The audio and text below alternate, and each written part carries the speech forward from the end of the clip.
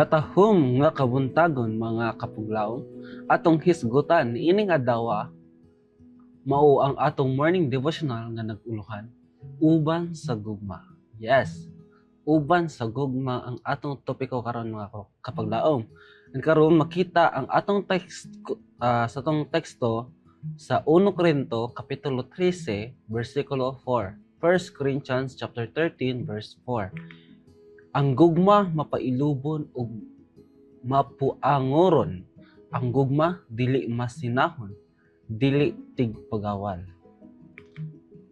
Sila kinsa nagaabli sa ilang mga kasing-kasing ug mga Pinoy-anan aron sa pag-awhag ni Jesus sa pagpuyo uban kanila angay nga magsiguro nga ang ilang Pinoy-anan wala natabunan sa panagaway.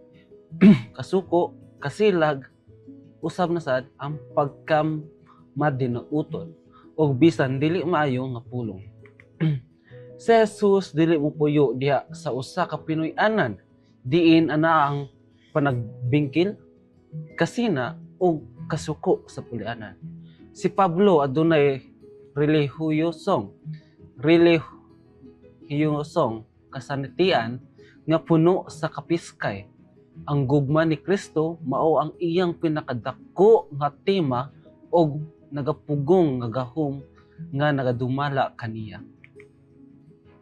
Diha sa pinakamakawala o paglaom nga mga panghitabo nga unta maghatag og impluwensya nga makapuguol niadtong wala pagayod na himong mga Kristohanon.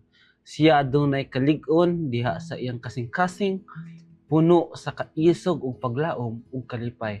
Nagaingon, pagkalipay kamo kanunay diha sa Ginoo. Usbon ko ang pag-ingon, pagkalipay kamo. Yes. Ang mao gihapon nga paglaom ug kalipay makita sa dihang anaa siya sa barko. Ang kusog nga hangin nagaigo kaniya. Ang barko naguba ug nagsuod na sa pagkalunod. Siya nagmando sa komandante sa barko ug natapigan ang mga kinabuhi. Sa tanan nga didto sa maong barko, bisan tuod usa ka binilanggo, siya ang tinuod nga agalon sa maong barko, ang pinakagawas nun ug pinakamalipayon nga tawo nga nakasakay didto. Sa dihang naguba na ang barko ug sila naanon ngadto sa usa ka isla, siya mao ang pinakamatinubbangon sa tanan aron sa pagluwas sa iyang isig katawo gikan sa tubigon nga lungganan. Ang iyang mga kamot nagabitbit sa mga kahoy aron sa paghaling o kalayo aron sa paghupay sa gipangtugnaw nga mga pasahero sa naguba nga barko.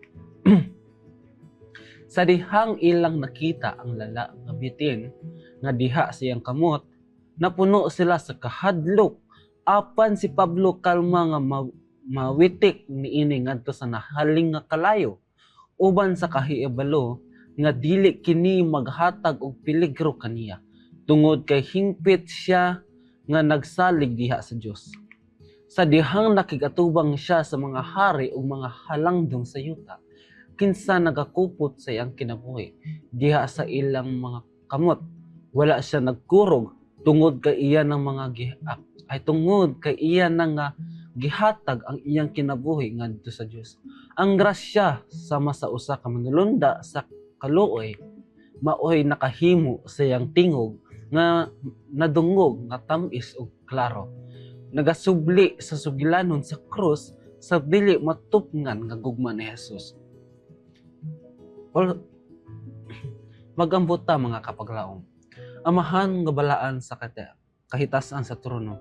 Tagya sa langit ug sa Ginoo, salamat sa devotional nga imo nagpa-remind ka namo Ginoo sa isa ka Pinoy-anan dili mi magbinugol, dili mi maglibako labi na sa tanan dili mi maghimo og daotan sa imong atubangan Ginoo. Kami nagaampo sa mong kasalanan nga ikaw limpyo, ikaw magapasaylo, ikaw magauban ka namo Ginoo. Salamat Ginoo sa suporta sa paggugma kanamo taga adlaw-adlaw. Wala mi mahimo kung wala ikaw. Ang among gugma nga among ihatag kanimo Ginoo. Tabangi mi Ginoo, and also mong ginaampo ang balang espiritu na magasulod kanamo, at also pagdawat kanamo Ginoo, ikaw na uban kanamo Ginoo, amo nang isalig sa tanan, sa mga tanan. Pasalamat kami sa mga sala sa pangalan ni Jesus sa bugtong luwas. Amen.